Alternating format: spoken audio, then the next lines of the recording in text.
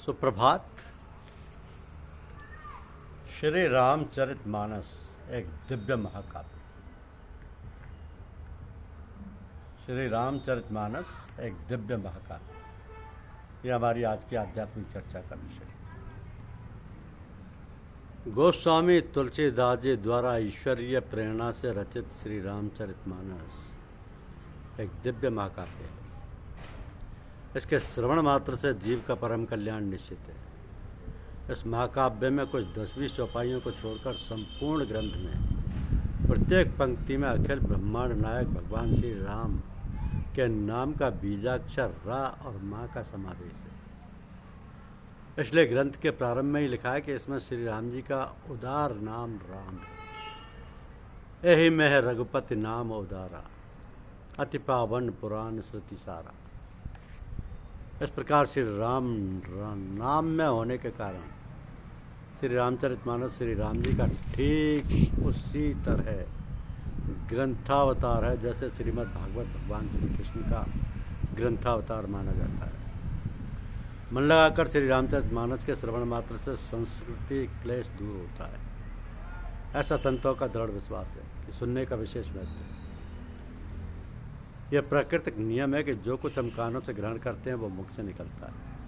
कानों से भगवान के गुणगान सुनने से जब मुख से वही निकलेंगे तो जीवन धन्य हो जाएगा। श्री रामचरितमानस के 4 वक्ता श्रोता हैं। गोस्वामी तुलसीदास जी अपने मन को सुनाते हैं, याज्ञवल्क्य जी मुनि भरद्वाज को, शिवजी पार्वती जी को और काकभूषण जी पक्षीराज गरुड़ को ये कथा सुनाते हुए कथा श्रवण पर विशेष जोर देते हैं। रामचरितमानस में वर्णन क्रम से इस प्रकार से आया कि गोस्वामी जी अपने मन से कहते हैं कि सुख भवन संशय समन दबन विषाद रघुपति गुणगना, तज सकल से भरोस गावई सुनत संतत सठ सना। याज्ञवल्क्य जी भरद्वाज मुनि से कहते हैं कि तात सुनऊ सादर मन लाई, कहीं राम के कथा सुनाई। भगवान शंकर माता पार्वती जी से कहते हैं कि सुन शुभ कथा भवानी, रामचरितमानस विमल, कहा भूषण बखानी, सुना बेहग नायक गरुड़। काकभूषण जी पक्षीराज गरुड़ जी से कहते हैं, सुन खगपति ये कथा पावनी, त्रिबुद ताप भव भय दावनी। स्वयं भगवान श्री राम ने भक्तिमती शबरी को नवदा भक्ति बताते हुए कहा है कि मेरे कथा प्रसंग में रति रखना अर्थात गूढ़ प्रेम रखना मेरे दूसरे प्रकार की भक्ति है। प्रथम भगत संतय कर संगा, दूसरी रति मम कथा प्रसंगा। महर्षि वाल्मीकि जी ने श्री राम जी के लिए जो 14 निवासी स्थान बतवाए, उनमें से प्रथम स्थान उनका मन बताया, जिनके कान रूपी समुद्र भगवत कथा रूपी सरिताओं से कभी भरते ही नहीं, जिनके श्रवण समुद्र समाना, कथा तुम्हार सुभग सरिनाना। भरई निरंतर होई न पूरे, तिनके हिय तुम कहे ग्रह गूरे। संपूर्ण श्री राम कथा श्रवणोपरांत पार्वती जी से कहती हैं कि जिन्हें श्री रामचरितमानस सुनने से तृप्ति हो जाए तो समझिए उनका रस विशेष जाना ही नहीं, चखा ही नहीं। रामचरित जे सुनत अघाई, रस विशेष जाना तिन नाई। इस प्रकार से श्री रामचरितमानस श्री राम कथा सुनने का विशेष महत्व है। पर यह कथा कैसे सुनी जाए, इस संबंध में स्वयं राम जी पंचवटी में लक्ष्मण जी को समझाते हुए कहते हैं कि ज्ञान भक्ति और वैराग्य को मैं संक्षेप में तुम्हें समझा रहा हूँ, तो मन बुद्धि चित्त लगाकर सुनो कि थोड़ा ही मैं सब कहू बुझाई, सुनई तात मति मन चित्त लाई। मन लगाकर कथा श्रवण की बात भगवान शंकर भी पार्वती जी से उस समय कहते हैं जब वे उन्हें पूरी राम कथा सुना चुके थे। वो कहते हैं कि मन लगाकर कथा श्रवण करने से मन वचन कर्म से किए गए सभी पाप नष्ट हो जाती। मन क्रम वचन जन तक जाई, सुनई जे कथा श्रवण मन लाई।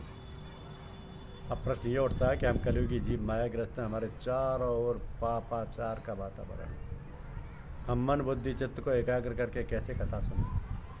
इसका समाधान मानस के प्रारंभ में ही कर दिया गया है। यदि मन नहीं लगता है तो बुद्धि और चित्त तो उसको ऊपर की स्थिति है, फिर भी चिंता की कोई बात नहीं, बस केवल प्रेम पूर्वक स्नेह से कहने सुनने और समझने से काम बन जाएगा।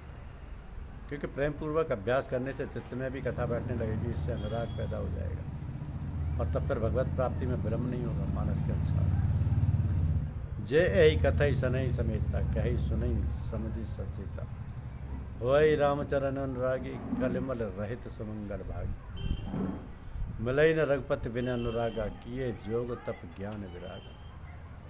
अब प्रश्न ये है कि वो प्रेम कैसे प्राप्त हो कि मानस में मन रम सके। इसके लिए एकमात्र साधन है भगवत कृपा। अति हरि कृपा जाहि पर होई, पाँव दे मार्ग मोई, मार्ग सोई।